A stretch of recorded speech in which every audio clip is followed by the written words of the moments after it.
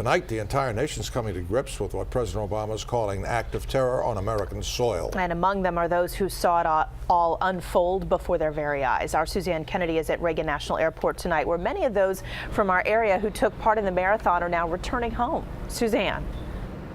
Well, Allison and Gordon, any marathon runner will tell you that there is a certain high that comes the day after a significant athletic achievement. But the people that we saw here today, those who returned to Washington, D.C., say they are just relieved to be home.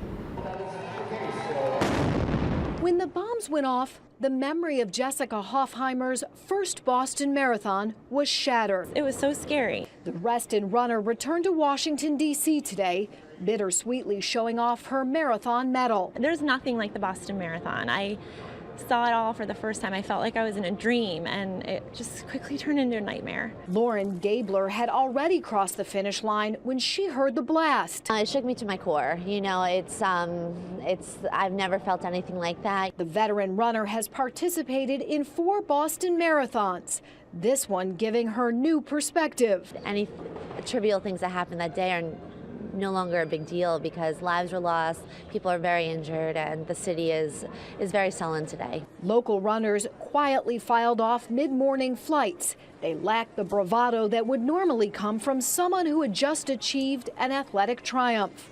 Jackie Williams was unable to finish the race, for which she had trained for months. I'm a little just, of course, heartbroken, but, in the big scheme of things, life is long, and I feel my heart goes out to all the people that little boy went to go see someone finish and never made it home. That's much more important. These athletes are relieved to be home and are vowing to return to the Boston Marathon. The way we win is by continuing to run, continuing to participate, and continuing to live life.